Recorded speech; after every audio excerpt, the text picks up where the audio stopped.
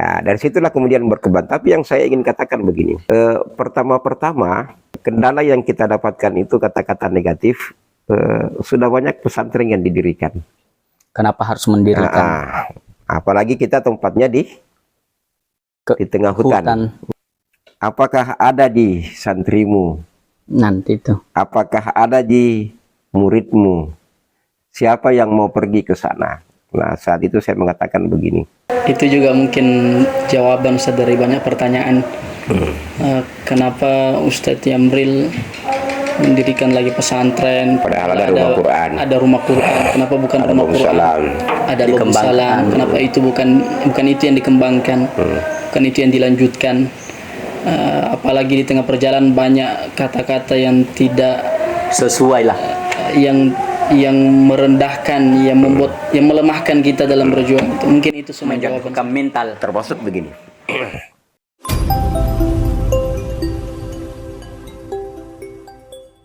Bismillahirrahmanirrahim. Assalamualaikum warahmatullahi wabarakatuh. Alhamdulillahirabbil alamin. Allahumma shalli ala sayyidina Muhammad wa ala alihi wa sahbihi wa man tabi'ahum bi ihsanin ila yaumiddin. Teman-teman yang insyaallah dimuliakan dan dirahmati oleh Allah Subhanahu wa taala. Alhamdulillah di pagi menjelang siang hari ini insyaallah kita ditemani sama Ustadz Muhammad Yamril bersama Ustadz Kahar Muzakkar. Kita di sini akan berbincang terkait pesantren. Kenapa di pesantren kita di sini di Karajaan pesantren tahfiz, padahal sudah banyak pesantren-pesantren yang mencetak penghafal Quran. Tapi kenapa kita harus mendirikan sendiri yayasan itu, Ustadz? Apa yang menjadi landasan utama dalam mendirikan pesantren ini? Kalau saya pertanyaannya kayaknya salah. Oh, pertanyaannya salah di. Kalau orang melakukan kebaikan, apakah kita biarkan dia melakukan kebaikan dan kita tidak ikut? Ya. Gimana? Kita harus ikuti. Ya, Oke. Kita harus ikuti, karena kita ingin menjadi bagian dari mereka. Jadi ketika ada orang yang mendirikan lembaga tahfidzul Quran, kita tidak boleh berkata, kenapa Anda juga mendirikan lembaga tahfidzul Quran? Ya, karena di dalam Al-Quran sendiri disebutkan, saya lupa ayat dan surahnya. Atau artinya saja Ustadz, mungkin kita... ayatnya itu kalau tidak salah, fastabiqul khairat. Ya. Kita ini harus berlomba-lomba melakukan kebaikan. Ketika ada orang yang mendirikan pesantren, kita dirikan juga. Oh begitu, ya. Ustadz. Ketika Anda orang yang membuat lembaga tahfidz, kita dirikan juga. Supaya kita semua berkontribusi di dalam menjaga Al-Quran. Bukankah di dalam Al-Quran Allah Subhanahu wa taala berfirman, "Inna nahnu nazzalna dzikra wa inna lahu lahafizun." Jadi kira-kira begitu. Ketika ada orang yang melakukan kebaikan, kita juga ikut melakukan kebaikan. Namun walaupun demikian, mungkin ada perbedaan antara kita dengan lembaga-lembaga tahfidz yang lain.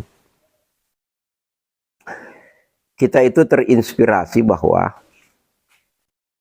Al-Quran ini adalah sumber. Dia adalah sumber kebaikan. Dia adalah sumber kebahagiaan. Dia adalah sumber kesuksesan. Tetapi kapan dia menjadi sumber? Nah, dia itu menjadi sumber ketika kita memahami isinya. Ya. Ketika Al-Quran itu hanya sebatas dihafalkan, ketika Al-Quran itu hanya sebatas dibaca tanpa kita memahami isinya, maka fungsi Quran itu tidak berfungsi maksimal sebagai hudan. Gimana itu Pak Kiai itu? Al-Qur'anu hujjatun laka Al-Qur'anu hujjatun laka aw alaik. Gimana maksudnya itu? Quran itu bisa menjadi hujjah laka. Kalau hujjah laka Berbeda dengan alaika. Kalau laka berarti nikmat. Kalau alaika, ala kan artinya di atas. Dia menjadi beban. Artinya Al-Quran bisa menjadi penolong untukmu ketika Al-Quran dipahami olehmu. Tapi dia juga bisa menjadi penghancur, bisa menjadi celaka untukmu ketika kata Allah dalam Al-Quran, man a'rada an dzikri fa inna lahu ma'isyatan dhanka wa nahsyuruhu yaumal qiyamati a'ma. Siapa yang apa? Siapa yang berpaling dari peringatan, Fa inna lahu ma'isyatan dhanka, maka diberikan kehidupan yang sempit. Wa nahsyuruhu yaumal qiyamati a'ma. Kemudian dikumpulkan dalam keadaan buta. Nah, sama juga dengan hadis man ja'alal qur'ana amamahu. Apa sambungannya, Pak Kiai?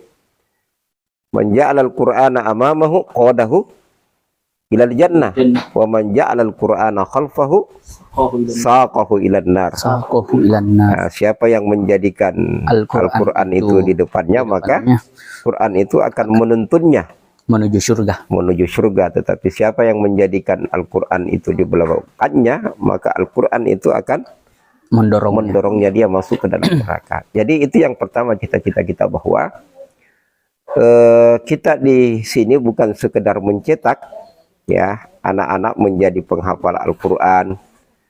Setelah itu mereka bertanding, ya mendapatkan juara, dan setelah itu mendapatkan hadiah, tidak.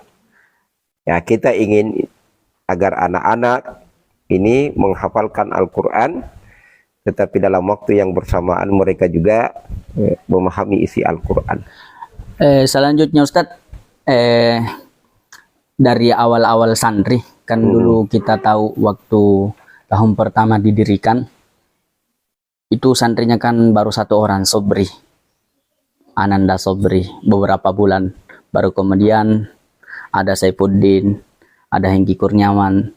Dulu itu banyak isu-isu, kata-kata kenapa dibangun di tengah hutan pesantren, jauh dari perkotaan, jauh dari perkampungan. Alasannya kenapa bisa didirikan pesantren di luar Jadi, keramaian. Dari awal dulu saya perbaiki dulu bahwa begitulah istilahnya tantangan. Ya, jadi tantangan itu tujuannya adalah untuk membuat kita lebih survive. Maksudnya lebih survive. Lebih bergairah. Seorang itu dikatakan hebat ketika dia bisa melalui tantangan yang ada. Ya. Awal pesantren ini sebetulnya bukan Sobri. Ya, jadi pertama itu ketika kita dirikan ini, santri yang pertama masuk itu adalah dari TPA. Itu dulu ya. Nah, setelah itu baru kita masuk pesantrennya. Nah, pesantrennya itu yang pertama kali itu Gozi, kalau tidak salah ya. Ya, Fauzan. Ozi. Yang dari Wontosikuyu. Ya, Birembalang. 2 orang. Nah, setelah 2 ini masuk 1, 3. Setelah 3 semuanya keluar. Berarti ada sebelum Sobri santri ini. Ada. Semuanya keluar yang 3 itu. Karena memang tempatnya di hutan. Ya, setelah itu baru masuk 7 orang ya. Pertama. Itu bertahap itu, Ustaz. Ya. Nah, 7, 10 atau berapa, saya lupa 7, pasnya itu. 8. Nah, itu awal-awal yang masuk di sini. Tetapi saya ingin mengatakan kenapa kita dirikan di sini. Alasan yang pertama adalah karena memang tanah itu yang kita dapatkan di sini. Oh, jadi lokasinya memang di sini, Ustaz. Tahun 2019 itu kita mendirikan yayasan, ya. Nah, pada saat yang bersamaan kita diberikan tanah, lokasinya di sana. Di sebelah timur ini. Di apa namanya tempat apa namanya ini? Sumur. Itu lokasi yang pertama. Nah, tahun 2020 kita ingin mendirikan, karena kita sudah ingin memulai. Kita tidak tahu gimana caranya kita dirikan ini, tidak ada akses. Nah, tidak ada akses, toh? Tidak ada akses. Dari bawah, dari Kudu itu kita mau dirikan harus bikin jalan ya. Nah, kemudian kalau dari sini, dari mana kita bawa bahan ke sana? Lokasinya tidak memungkinkan. Lokasinya agak rumit itu. Nah, kemudian kita dapatkan tanah wakaf di sana. Nah, tanah wakaf di sana mau mendirikan asrama itu juga terlalu jauh dari Jalan akhirnya diwakafkan di di sini. lokasi ini. Oh, Nah, dari situlah kemudian berkembang. Tapi yang saya ingin katakan begini, pertama-pertama kendala yang kita dapatkan itu kata-kata negatif. Sudah banyak pesantren yang didirikan. Nah, kayak tadi, Kenapa awal tidak itu, melanjutkan? kenapa tidak itu saja dilanjutkan? Nah, kenapa harus mendirikan apalagi kita tempatnya di tengah hutan. Ya, termasuk kira-kira 1-2 orang yang bertanya ketika itu, apakah ada di santrimu? nanti tuh? Apakah ada di muridmu? Siapa yang mau pergi ke sana? Nah, saat itu saya mengatakan begini, kalau kita ingin melihat sejarah, ya, itu tahu sumur Zam-Zam? Iya, Kapan adanya sumur Zam-Zam itu? Zaman Nabi Ismail. Ismail.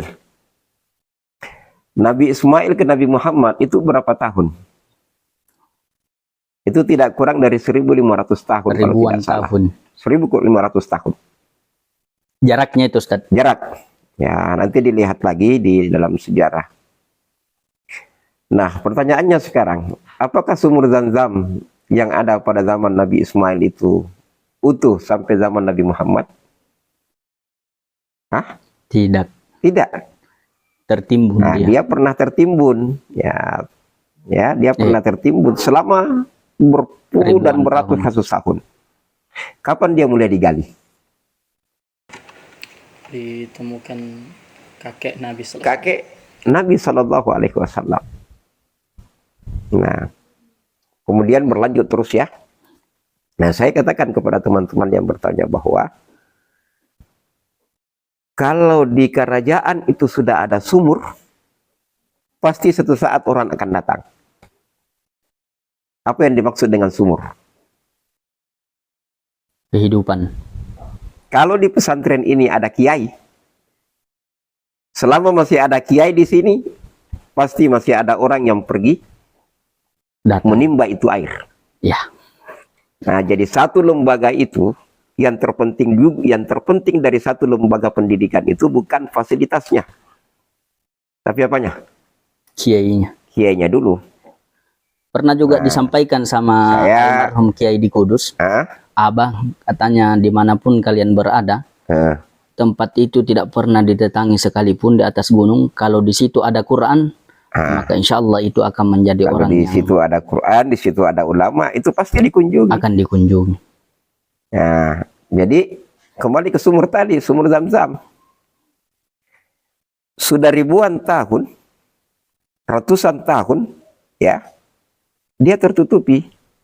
Tapi karena dia sumber, akhirnya dia akan ditemukan, dia akan dicari, dan setelah itu orang berbondong-bondong ke sana.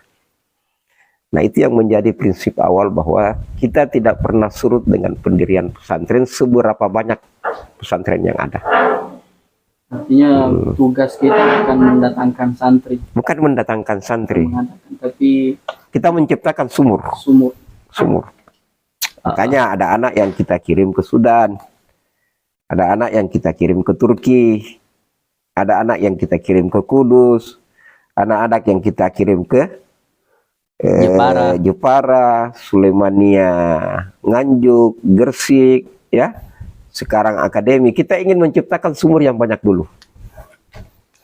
Nah, banyak pesantren yang ada, tetapi karena mereka tidak punya sumur, betul mereka punya fisik, tetapi karena tidak ada sumur, tidak ada kiai, tidak ada sumber ilmu, dia akan mati satu saat. Nah, makanya saya harapkan kepada semua teman-teman di sini, guru-guru di sini, jadikan Anda itu sebagai sumber. Ya, Anda tidak usah cari apa? Anda tidak usah cari orang yang kehausan. Begitu Ya. Ustaz. Anda ciptakan saja sumur, Insya Allah ya, mereka akan ataukah datang Anda dengan menjadikan sendirinya. diri Anda sumur. Orang di luar itu banyak orang kehausan. Saya ingin berikan contoh. Dari 270 penduduk Indonesia, ya, lebih dari 60% itu buta aksara Al-Quran. Jadi ada berapa juta kira-kira yang tidak tahu baca Quran? 270 juta. 60% dari situ yang tidak tahu baca. 140 juta, 150 juta kurang lebih orang tidak tahu baca Quran di Indonesia. Itu tidak tahu baca. Sekarang, orang yang membaca dengan baik, berapa dari 40% itu? Orang yang memahami, jadi seberapa pesantren pun yang kita bikin, itu belum bisa menutupi Angka tersebut itu angka orang yang tidak tahu baca tulis Al-Quran di Indonesia. di Indonesia. Artinya bukan masalah, artinya tidak ada masalah kalau kita bikin pesantren Bikin banyak pesantren saja, sebanyak-banyaknya. tanpa kita mengikuti pesantren yang sudah ada. Ada istilah begini. Saya teringat betul dengan Imam Zarkashi. Kalau saya akan mendirikan sebagaimana yang mereka dirikan, lebih bagus saya tak usah hidup dan dia tidak usah mati. Artinya kita tetap mendirikan tetapi berbeda. Kita tetap mendirikan, Tapi harus berbeda tetapi dengan yang dengan lain. metode yang lain atau dengan pencapaian yang lain. Oke, itu yang pertama. Kemudian kedua, kalaupun kita membuat yang sama dengan mereka, selama itu kebaikan, berarti kita sudah berpartisipasi di dalam kebaikan. Fastabiqul khairat. Ya, nah makanya kita di sini ini adalah kita tidak menciptakan anak sekedar hafal. Ya, jadi anak yang masuk di sini itu dia harus 6 tahun. Ya, ada yang tanya, kenapa bukan mau 3 tahun?